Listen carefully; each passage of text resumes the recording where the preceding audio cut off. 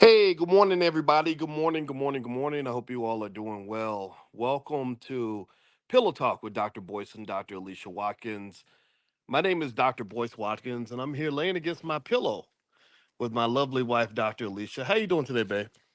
I'm doing well. How are you doing this morning? Doing good, doing good. You got your sleepy voice. I do, because I am sleepy. How about that? Yeah, we went to the gym this morning, and we try to keep our beach bodies together. And I was in there pumping iron and all that, and When we going to the beach, though?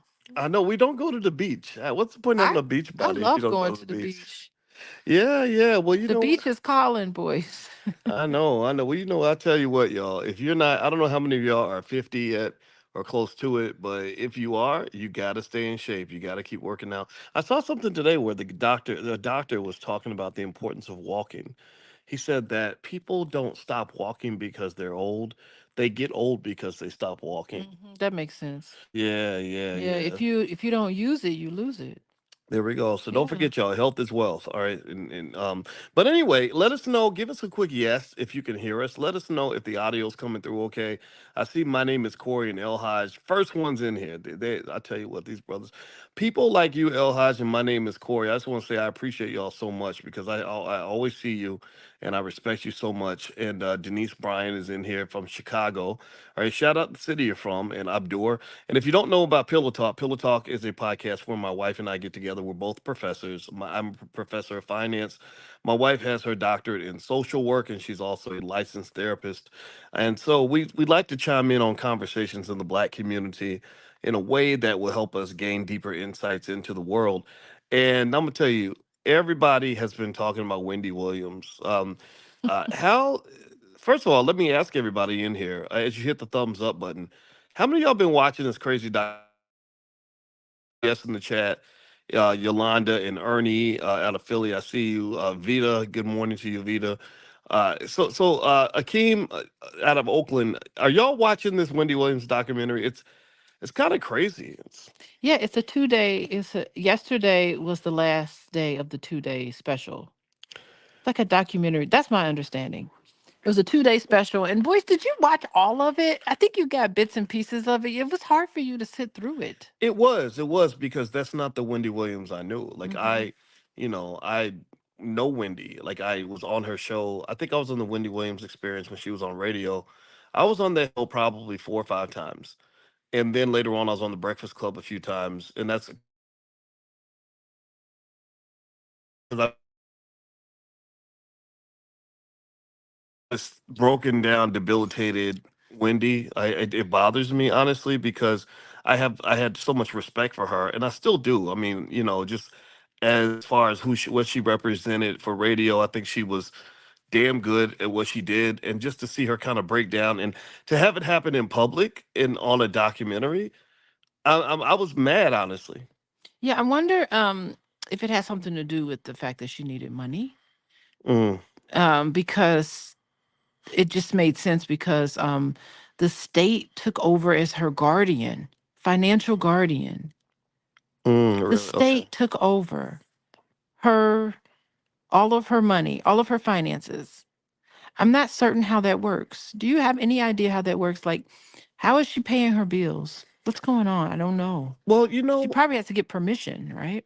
yeah. I mean, I don't. I mean, She's she was you're the social declared worker. You're supposed to. she was declared incompetent. I'm Okay. not certain about the rules of New York State regulations in terms What of. about Illinois? I mean, have you ever seen cases like that, or just in No, social? I And I haven't. know you work in hospice I care and have stuff not like seen that. cases like that. Really? Okay. No. Okay. I know that I do have a contract with a hospice company, and I know that you have power of attorney for your health and power of attorney for your finances.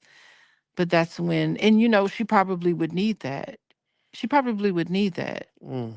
because she doesn't seem competent. She doesn't seem competent.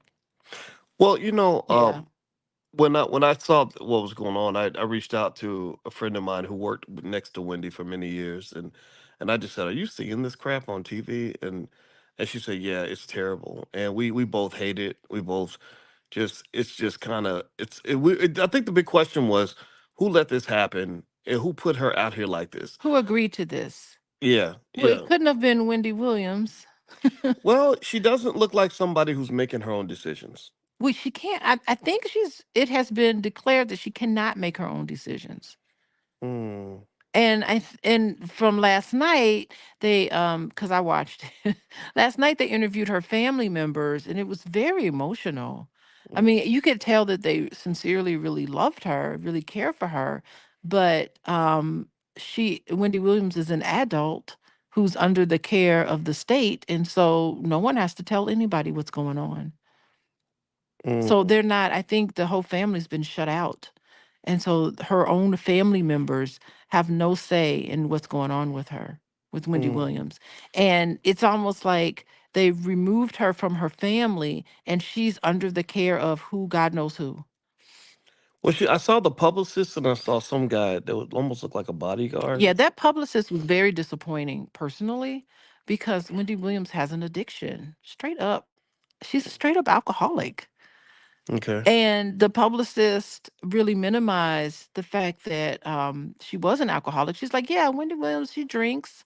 I mean, she's been in rehab, I don't know how many times. And her publicist is sitting there saying, yeah, she has a drink or two, but she knows when to stop and all of that. It's like the publicist is absolutely enabling her. Mm, I just don't think, like, in terms of like integrity, I don't think I could work for somebody with an addiction like that and be part of a team of people that supports that, that would support that, manage that. Like, that's just something I wouldn't even want someone under those circumstances to, I wouldn't even be employed by someone under those circumstances. Like, it would just be against my whole entire mm. ethics personally. Wow. Yeah. Well, by the way, everybody, if you just came in, my name is Dr. Boyce Watkins. This is my wife, Dr. Alicia Watkins. You're listening to Pillow Talk.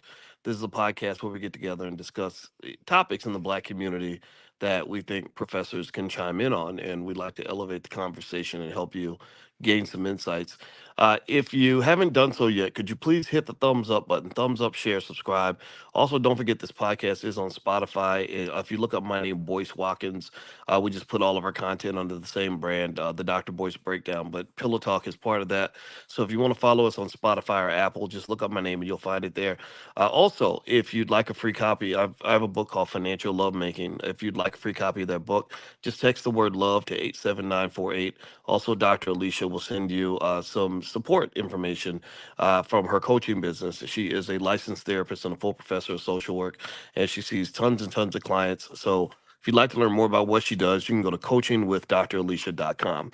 Okay, so let's get back to Wendy Williams. All right, so we were talking about Wendy and what I see here. Now, one thing that stuck out to me just as a financial guy, and I know you and I have talked about this with you working in hospice care, is the possibility of financial abuse. Now, I've heard all kinds of stuff, and again, you can't lean on rumors one way or the other. But there's conversations about her son using her money, Yeah. and maybe that's possible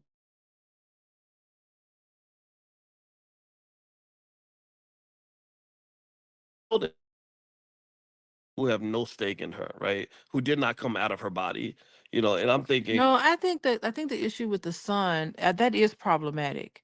If you take over somebody's financial estate, you don't pocket hundreds of thousands of dollars. You don't pocket that money. That is not your money to take for your own personal use.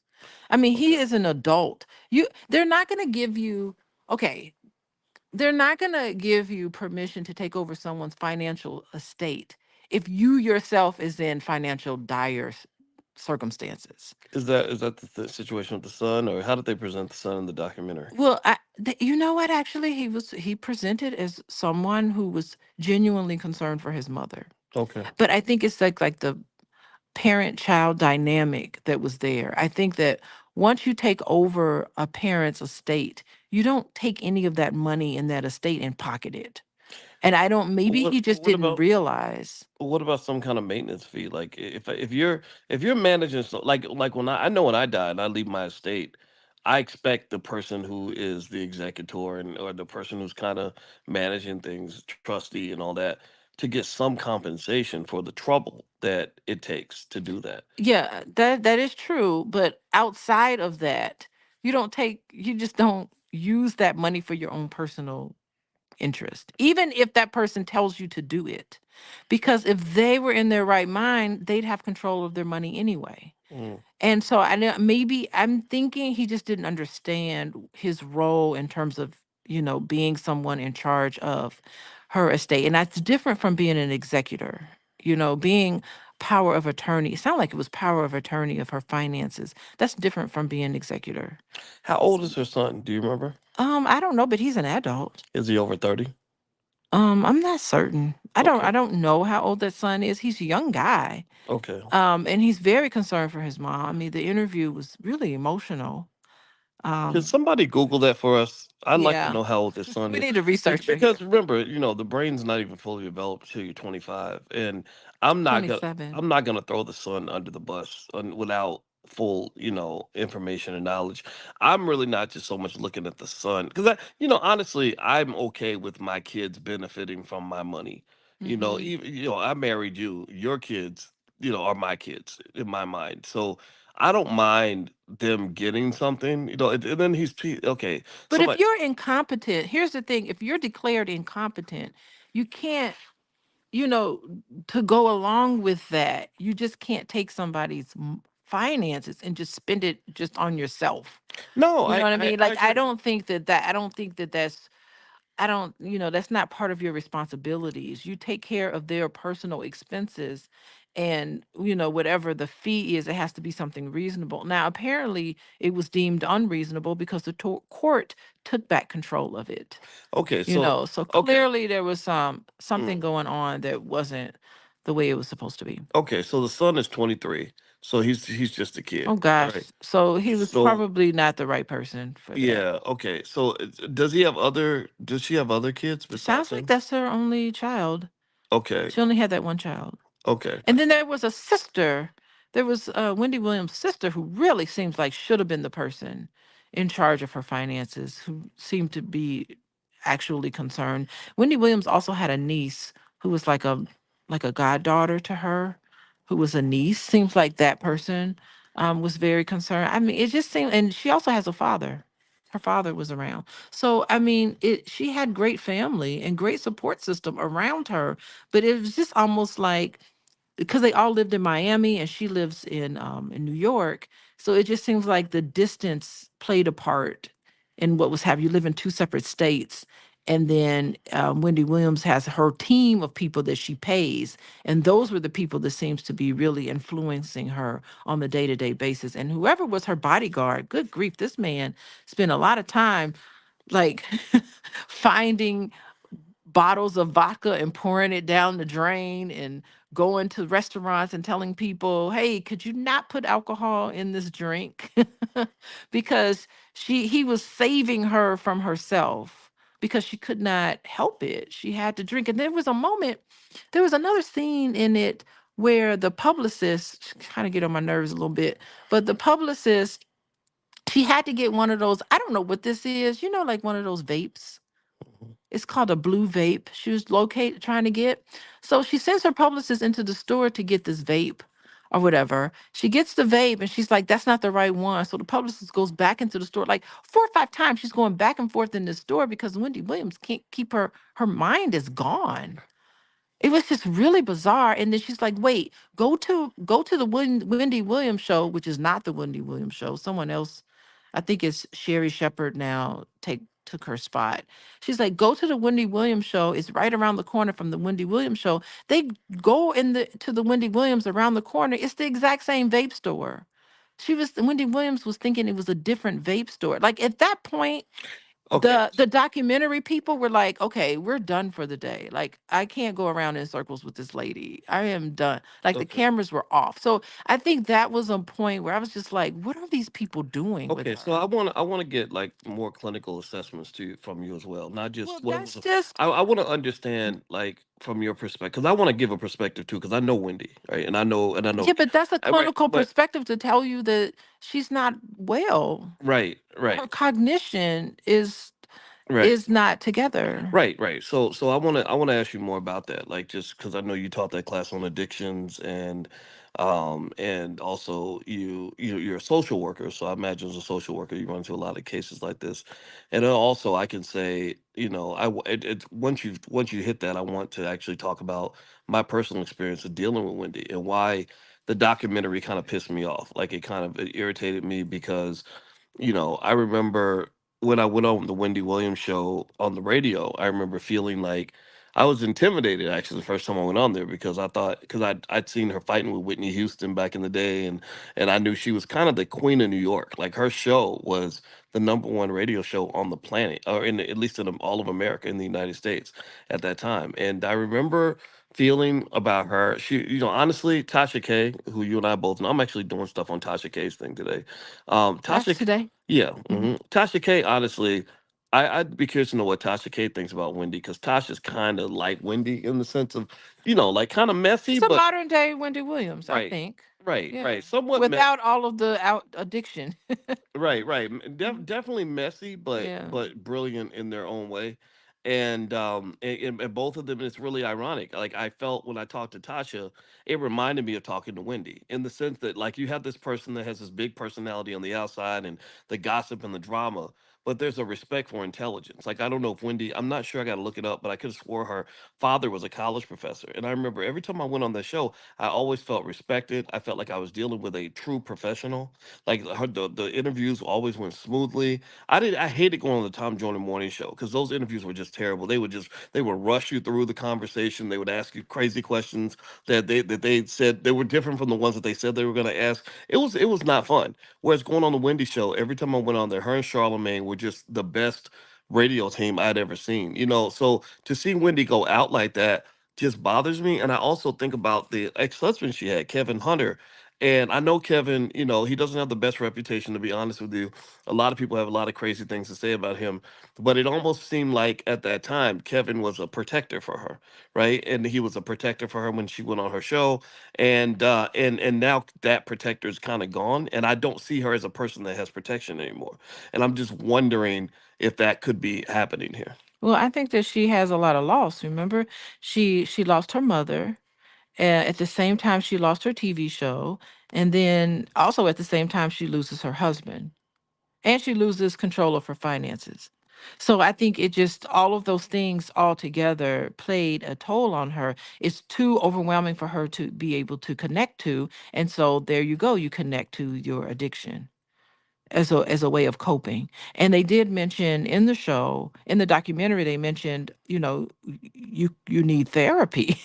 And she's like, I'm not going to therapy. So she's not willing to go to therapy. She's not willing to face what's going on, and she's not willing to get better.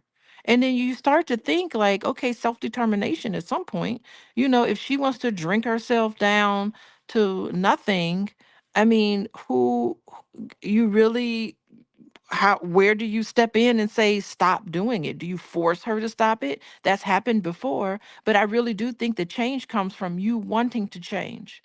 She has to want to change. She has to want to get better, and that's the biggest thing with addictions. You cannot take somebody to a drug treatment program and force them to change. They've got to want to do it. It's the worst thing, you to see a loved one go down like that, see a loved one have that sort of addiction, and you have to just remove yourself from it because they have to want to get better. You can't make somebody get better.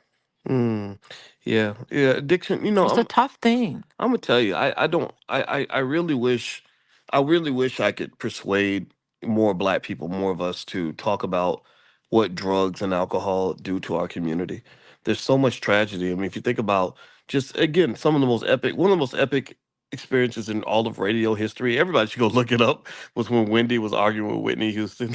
That Wendy was called that it. was fabulous. That was just so funny. Because Whitney wasn't the one Right, right, to but go. right, right. But if you think about it, right, it's sad The because two drug both addicts. of them were affected by right. Both of them were affected by drugs, and Yeah. and it's unfortunate. Like we will lose these interesting, iconic people, to drugs or to alcohol, and nobody sits down and says, okay, as a community, as a family, why don't we talk about drugs and just have a no tolerance policy on it. That's what China did. China was having so many tragedies from drugs and opium and all that. They said, no, we don't want this in our country. We don't want this in our people. Whereas I think that we just kind of bad things happen, and we watch people fall, and we just kind of say, well, oh, I guess Jesus didn't bless them enough, or whatever. I'm praying for you, girl. But it's like, no, we need to really talk about drugs.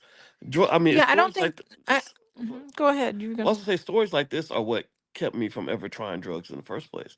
Like, you know what actually got me to like have a zero interest policy when it came to drugs? When I mm-mm. watched Lady Sings the Blues. That's an old Remember that movie. movie? Yeah. When Billy D. Williams was trying to get, I guess, Billie Holiday off drugs or whatever was going on in that movie. I was 5 or 6. I don't remember everything, It was but Diana Ross, Donna right? Ross. Yeah, I remember watching that and seeing this lady. Like at that time, I think there's something like about mothers that's like that we hold in high esteem. Like that's my mama, right? So when I saw her, I saw my mama, and just to see and imagine my mama slung over the toilet like with a needle in her arm, that image just bothered me as a little kid, and I remember feeling like drugs are horrible. Look at I mean, and I formed that in my head when I was 7, 8, 9, or 10. And then my father had a heroin addiction, the one that raised me. But then my other father also had a drug addiction. That's why he wasn't in my life, right? And my father that overcame the heroin addiction, he would give me real life lessons about drugs. He would show me people, friends of his that were doing really well, and they got involved in drugs and everything fell apart. They lost their family, lost their money, lost everything. And I remember thinking, I don't want that to happen to me, right? So I just kind of feel like as a community, if we look at what drugs have done to the black community, the crack epidemic with CIA, cocaine import agency, and everything else, I just kind of think as black families we should talk about it more. No, I think I mean I agree with you, but I want to add to it. I think that we have to deal with some of the issues of why people use drugs. Why do people find this way of escape? And again, we've talked about this before. It's just like any addiction. I mean, workaholics, that's an addiction. You get into your job and you work. It's more acceptable addiction for a lot of people. It's culturally acceptable, but workaholics have some of those same issues where they're not dealing with some immediate issues that are going on inside of them, and they take it out in other different ways that are more acceptable. So yeah, drugs is terrible, but if you want to get rid of drugs, you have to get rid of the reason why people feel like they need to use drugs to escape. So you're talking about like healing from trauma and things like that, right? Well, I mean, healing from trauma, yeah, that's great. It's a good catchword, but it's just, yes, healing from trauma, but it's connecting with how you feel because drugs will disconnect you from how you actually feel because it's so overwhelming. It's too overwhelming, it's too painful, and you relieve that pain by using addictions. And Mm-hmm. drugs is just one part of an addiction. There's many different ones. And alcohol is legal. Mm-hmm. It's illegal. I mean, well, how you gonna get rid of alcohol? It's not illegal in this country. Yeah. So, Well, I would say just because it's legal, doesn't mean you have to do it, right? Like I never, even though I knew I could always walk in a liquor store, to this day, I don't feel comfortable going in a liquor store. Even if I'm going in there with somebody else to get something for other people, I walk in, I still have this weird feeling where I'm like, oh, wait, am I old enough to be in here? But I'm 50. Of course I'm old enough. But at the same time, I like that. I like that about myself, that I still am almost like a virgin when it comes to like walking in the liquor store, grabbing a bottle or whatever.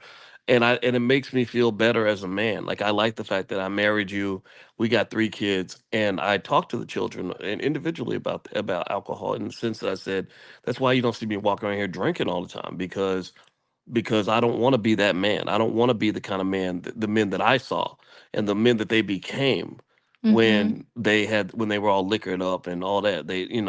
Your breath stinking, you're saying stuff that you're gonna regret. yeah, so You that's know, being drunk. So drinking and being drunk are two separate things. those are two separate things, Hmm. but unfortunately, just so many examples of us going over the line, and my trauma was going through the '90s, where black men all around me were getting sent to prison, and one common theme I Oh, picked up, geez. I Okay. picked up on patterns when I was young. Remember the mass incarceration epidemic, Joe Biden when he incarcerated millions of black men. I remember the common theme I picked up on in college was I said a lot of these tragedies are happening at the club when people have been drinking Oh, yeah. and Yeah. somebody gets an attitude with the bouncer. The bouncer puts somebody out. He goes to the car, gets a gun. I can't tell you how many times I've heard stories like that. And Wow. I literally know a couple of guys who just got out of prison in their 50s for things that happened in the early 90s that involve liquor in the club, right? Oh, So wow. So yeah, it's a lot. It's just drinking irresponsibly. It's not connecting with how you feel. It's using this to escape, yeah, to escape from very painful things instead of facing it. yeah. Yeah, it's a whole lot of going on. Yeah, yeah. Like I even feel like even when you talk about addictions, and now you're the addiction expert, so I definitely defer to you on that 100%. But if I have a workaholic addiction, sure, it's not perfect, right? You are disconnecting from the pain. You're distracting yourself, right? It seems right, but that's to me, or if I have an addiction Still to, connected to depression I and get it, anxiety. I get Hmm. it, right? But if I form an addiction to running, that isn't gonna kill me the way an addiction to drugs will, Yeah, right? all addictions aren't great. Like Right. there's nothing wrong with running, but you just can't run to extreme, right? I Yeah. mean, that gets True. into like eating disorders. Mm, Um true. yeah, it's a type some people run, it's like a purge. Mm. They want to purge. So it's like bulimic. People just run all the time and anorexia and exercise. That's what a lot of men do that a lot. I want to have. Lift weights and stuff. I want to form an addiction to kissing you on the lips every morning. Mwah, And mwah, that's great. mwah. That's great until it I gets to be too I got an much. addiction to you. I'm gonna make my lips chapped. You Just put know, them on love your is an cheeks. Mwah, addiction. mwah, mwah. Love is an addiction Yes, too. I it mean, it is. it triggers the same part of your body, in your brain. Ooh, and that's so bad, right? Yeah. Well, people talk about addictions with a K. Get it? Oh, boys. Boy. You know what? I really do wonder about that. When we did our I did my first panel last night. It was fun with Oh other yeah. therapists. It was so great. And I really wondered if that was an addiction with a K. Well, you know what? You talking about who the F did I marry? Yeah, Yes, yeah, with yeah, yeah, Tessa. yeah. You all did a great panel last Did night, we and do it? Cause I did you see it? Did you get to look at it? yeah, yeah. And by the way, I'm gonna share clips of that. If anybody wants to follow me on Instagram, my Instagram is Dr. Boyce Finance, and I'm gonna share clips, and I know you'll share clips on your Instagram, which is Coaching with Dr. Alicia, and it's on flynubianqueentv.com. But what Alicia did that I want to mention this so everybody can go take a look is she gathered a bunch of therapists to analyze this big 50-part series a woman did, which is turned out to be bigger than the Cat Williams interview if you add Oh, up all it's the total amazing. views. She did such a great job telling the Y- story. She Yeah, laid it out and then what wait, it was wait, wait. Let me tell them what it's called though. okay. It's called Who the F Did I Marry? Who the F Did I Marry? But go Hmm. ahead. Yeah, and it's like you get to like it's like episode 21 where you're just like, whoa. It's like it turns a corner. Like she really reveals it. She does a really good job. We're gonna do a part two next Sunday. We're gonna talk a little bit more about psychopathy and Legion. Legion is the husband. That's not his real name, but we're gonna talk about psychopathy, how to spot a legion, and then I'd also want to do another episode on who are the type of people that get caught up into Legion's spell. Because not all women, there's some women or some people, actually I shouldn't put gender to it, but there's some people who are really good at seeing through that BS. But there are some people based on their personality and their temperament that can easily be caught into something like that. But we'll talk about it on the show. Yeah, well, Yeah.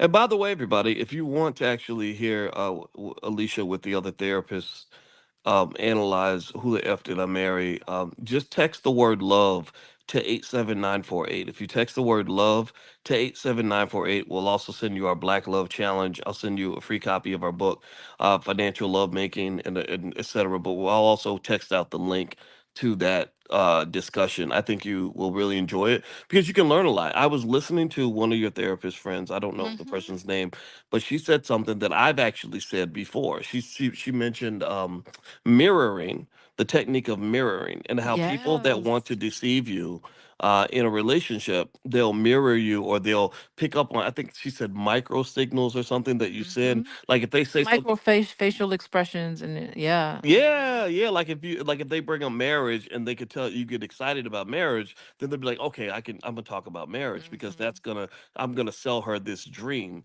And you know what it made me think about was I told you about that story years ago about a guy who all his fraternity brothers were in shock because he was like this big chubby guy, but he had all these girlfriends. And they said, man, how you get all these women? How you get all these girls just doing whatever you want? And that's exactly what he said. He literally, here's exactly how he said it. Don't get offended by how he said. I'm just going to repeat. He said, "Sell a hoe a dream, man. Just sell a hoe a dream." That's how he said it. So basically, he was like, if you just sell, if you you know, if a person wants a fairy tale, you give them the fairy tale. If it Because some people will pick a fake fairy tale over something that is real and honest, Yeah. and that'll get you in trouble every time. Yeah, and even, Tessa even admits, I mean, she's so transparent, authentic in how she talks about where she herself went wrong. I mean, she's just like, this is like red flag number 1000 that I ignored. She just Mhm. goes on and talks about it. I thought it was really interesting. Yeah, Yeah. yeah, yeah. So anyway, if you guys text the word love to 87948, I will text you out the link a little bit later on today. So as far as Wendy, I'm gonna make my final statement on this. And if y'all could hit the thumbs up button, thumbs up, share, subscribe. And by the way, you're watching Pillow Talk with Dr. Boyce and Dr. Alicia Watkins. My name is Dr. Boyce Watkins. This is my wife, Dr. Alicia Watkins. And our today's topic was the Wendy Williams documentary and yeah, what's going on with that. And then just generally how to deal with this, and things with substance abuse and financial abuse that can occur when a person starts to deteriorate in terms of health. Also, I think that there's even a part we haven't had a chance to really get to because I know you and I both have a lot going on today. Is just this idea of just even family and just kind of thinking about that, making that long term plan for family. Because when I see Wendy, what I see is something that makes me very sad, and it makes me Hmm. very it just makes me really sad because I remember how excited I used to be when I would go on the Wendy Williams show, and Yeah. it was in this big tall building in New York City, and I go up there and the people were super nice, respectful. Wendy was super sharp, and I just liked them. I liked all of them, and the producers, Taryn and Nicole and Charlemagne, and all the people that were there, and it was almost like a distant family, and Hmm. to see her going out like this just I don't know. I remember the last time I talked to Wendy, it was the day before she was about to go to television. We're sitting in this big tall New York tower and it was just me and her for an hour on the radio. And in radio the commercial breaks are super long. So during the commercial breaks you really get a chance to talk. And I remember the main thing we talked about was I was like, "Yeah, you're making this big move to TV. How do you feel? That's kind of crazy." And I remember her, telling me she was looking forward to it. And I was like, are you worried that it might not work out? She said, "No, I think it's going to be fine." And I'm sitting here thinking, I don't know if this TV thing is going to work. You got to It get this going. totally worked for It her. totally worked. She killed it. Like the girl killed it. But here was the part that really kind of, I remember feeling like, um, I didn't like it. Honestly, I felt like The documentary you didn't no, like? I didn't like the documentary, but I also didn't like her leaving radio because I felt like if she was leaving, she should have taken her people with her because she had a really good team in radio, a good loyal group of people, like Taryn and Nicole and Charlemagne, and there was a guy who was the DJ, I forgot his name, and they were good people. I remember her husband would come in and out. I never really met Kevin. I talked to him on the phone once, but I never met him in person. And it seemed at that time it was like she was leaving in the middle of chaos because What do something you mean chaos? there was some infighting going on, and there Oh, just some crazy stuff happening that led her, I believe, to walk away and just kind of from be radio. like, I'm out of here, right? Yeah. And when she left, she left in the same way I felt like Sharpton left radio, which was like, I'm leaving everyone behind. Like Charlemagne had to go back to South Carolina to do public access radio. Like, believe it or not, Mm, he had to start over. Charlemagne the God, yeah, he had to go. He would call me every week wanting me to do that stupid public access show where wasn't nobody listening except like two people and a cow. And I did it. I did the interviews because I was like, you know what? If I was down and out and somebody had just dumped me the way Wendy dumped him, I'd want people to be nice to me. That's honestly, I did it out of pity. And so to see him reemerge and it's crazy because Wendy did the same thing. They both got kicked out and they came back, with a vengeance because they're good, right? Charlemagne came back. He's now at the top of his game. Wendy Diddy ran her out of town. She had to. I mean, Wendy had to go, and Wendy You came mean back. Sean Combs ran Sean, her out? Puffy, Diddy, whatever. Because she remember she was the one that was the first one to really get into what was going on at them Diddy parties. If you remember, Wendy was the first one to be like, Oh, she was the tell-all of the she Diddy yeah, she was parties. the one like, I know what you did last summer. Like that was Oh, yeah, yeah. So Wendy was making a lot of people upset in the hip hop world. So they booted. So she pretty much got ran out of town, had to go to Philadelphia and worked her way back up and became the queen of New York. So to me, like they were just this awesome team. And I felt like she was leaving without her squad. And I think that it was like there's something about it's like if I leave my parents' house, where I leave my family, it's one thing if I say, we're leaving on good terms and we love each other. It's another thing if I leave out like in a frenzy, in a tizzy. well, she was the number one show, right? And then she left to go to TV. And I mean, I hear what you're saying, but I think sometimes to grow and to develop, when you do one thing for such a long time, you want to put yourself in a new situation and see how you do. I mean, Mm, why not? Oh, yeah, let's go to television. Let's see how television works. I mean, it's you don't want to be confined, but at the same time you want to, when your work is done, when everything is done and you're ready to move on, you say goodbye. It's okay to terminate sometimes. It's okay to say goodbye to you in this moment. It was a great experience and hello to you in another moment. But this moment is over. Like sometimes when it's time to go, it's time to go. And yeah, it's okay. It's okay to say goodbye. yeah, I think that I do agree 100%. It I doesn't mean I I think hate you. It doesn't mean you don't have to end on sour terms. I think a lot of us in our community, I think we don't know how to terminate because termination is connected to such pain and argument and fighting and I mm, hate you. No, termination could be thank you so much for the experience that we had. Thank you so much for this business opportunity, whatever it is. Goodbye. It's time to move on. yeah, and the problem Yeah. with Wendy's termination is I did not feel like it was a healthy termination. Okay. It came off to me as hasty. It came off like like I honestly think that when you get to that stage in life where you become vulnerable, you're better off being surrounded by people that have been with by your side for 20 or 30 years instead of people who just met you 2 years ago. And I think that if you are a megastar like Wendy Williams, people assume you're extremely powerful, but what also can be true is that you're gonna get used. If you look So at you what think TV used her up? I don't know what I mean. I think the drugs and alcohol and all this other stuff. Well, But that was but going you to look at happen regardless, right. You probably. you look at another person you and I spent some time with, which was Kanye West. And look at Kanye. Kanye's walking around with $500 million in his pocket. Just sort of walking around L.A. lost and confused, and having his mental health issues.